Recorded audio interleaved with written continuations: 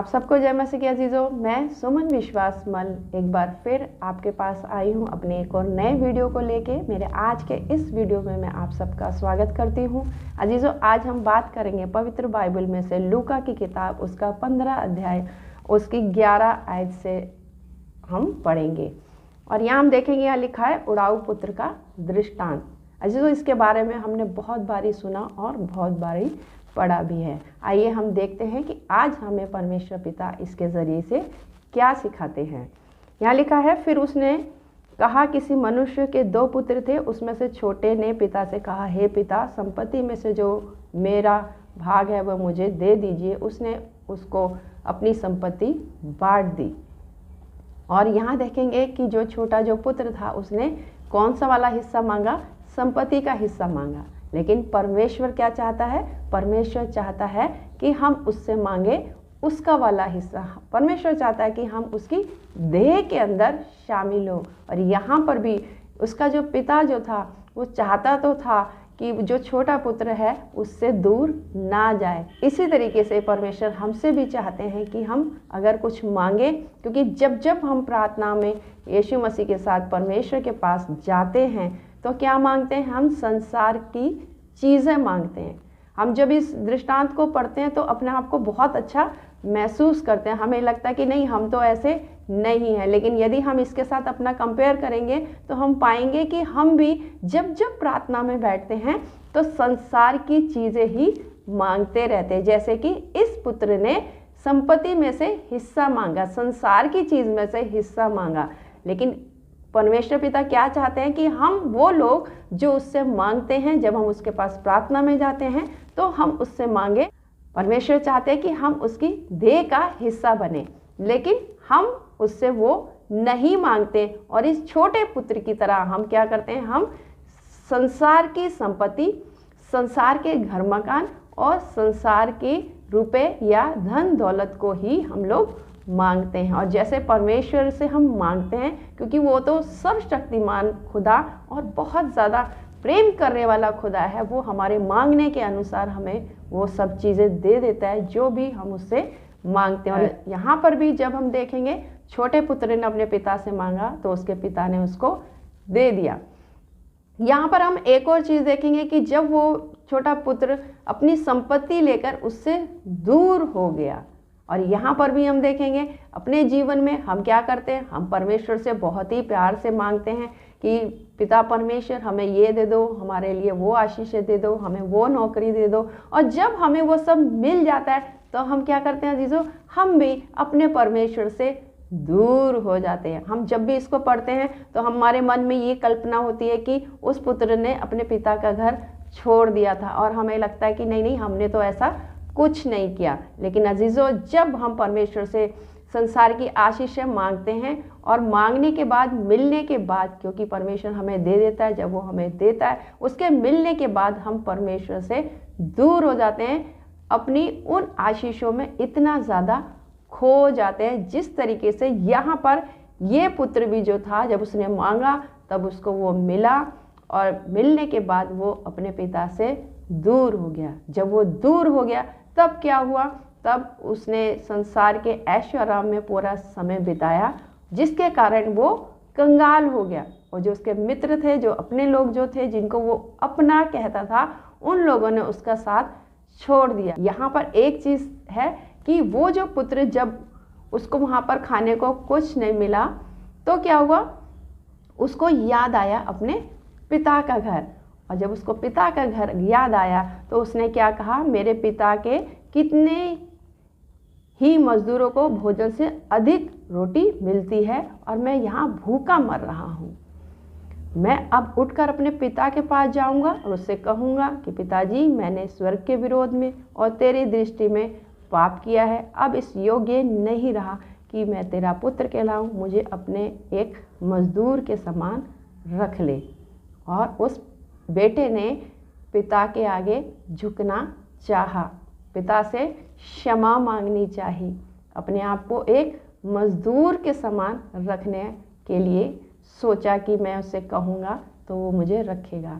ठीक इसी तरीके से अजीज़ों, जब हमारे जीवनों में हम संसार की आशीषों में खो जाते हैं, तो हम परमेश्वर के पास आते तो हैं, हम उसके पास रोते भी हैं और गिड़गिड़ाते भी हैं और क्षमा भी मांगते हैं, लेकिन हम अपने आप को छोटा नहीं बनाते। हम अकेले में अपने परमेश्वर के चरणों में रोते हैं, छोटा बनाते हैं। लेकिन जब बारी आती है उन रिश्तों की जो हमने अपनी चमक दमक में या संसार की आशीषों के वजह से छोड़ दी थी, या उनसे हम दूर हो गए थे, संसारिक हमारे रिश्तों से जो लोग हमसे बंधे होते हैं उन लोगों से हम दूर हो गए होते हैं, या हमने संसारिक आशीषों की वजह से उनका दिल दुखाया होता है। हम उनके आगे झुकना नहीं चाहते, हम उनको अपनाना नहीं चाहते, फिर चाहे कोई हमारा कितना भी इंतज़ार क्यों ना कर रहा हो। यहाँ पर जब वो पुत्र अपने पिता के पास आया तो वो जो पिता जो था बाहर ही उसका इंतज़ार कर रहा था, ये सोच के कि एक दिन मेरा पुत्र आएगा। अजीजों, ठीक ऐसे ही जब हम अपने लोगों से, अपने रिश्तों से, अपने माता पिता से, अपने बहन भाई से, अपने मित्रों से दूर हो जाते हैं संसार की चमक दमक की वजह से, संसार के कलेश या संसार की किसी भी वजह से जब हम उनसे दूर हो जाते हैं, तब परमेश्वर चाहता है कि हम उनसे मेल मिलाप कर लें, हम उनसे मेल मिलाप कर लें, हम उनके आगे जो है अपने आप को नीचा बना लें। जब हम अपने आप को नीचा बनाते हैं तब ही सही मायनों में हम उड़ाऊ पुत्र के समान बनते हैं जो अपने पिता के पास वापिस आ गया था। क्योंकि यदि हम सिर्फ अकेले में परमेश्वर से प्रार्थना करेंगे और अपने रिश्तों को हम नहीं सुधारेंगे तो क्या होगा, तो हमारा जो परमेश्वर के पास जो हम वापिस आए हैं वो पश्चाताप जो है वो अधूरा रह जाता है, और हम यूं ही अपने आप को सही मानते रहते हैं कि अब हम सही चल रहे हैं। लेकिन परमेश्वर चाहता है कि हम सही मायनों में जो है परमेश्वर के निकट आ जाए, क्योंकि परमेश्वर की पहली आज्ञा यही है कि तू अपने पड़ोसी को अपने समान प्रेम कर। वो पड़ोसी कौन? हमारे वही तमाम लोग जो हमारी किसी भी वजह से, किसी भी गलती की वजह से या दूसरे की गलती की वजह से वो हमसे दूर हो गए। यदि हम परमेश्वर से प्रेम करते हैं और परमेश्वर की आज्ञा को पूरा करना चाहते हैं तो परमेश्वर चाहते हैं कि हम अपने लोगों से मेल मिलाप कर ले। हम यदि हमारे लोग हमारे आगे झुकना नहीं चाहते तो हम झुकने की पहल कर ले। जैसे कि यहाँ पर ये जो लड़का जो था उसने वहीं पर ही सोच लिया था कि मैं क्या कहूँगा, मैं अपने पिता से कहूँगा कि मुझे अपने यहाँ एक मजदूर के समान रख ले।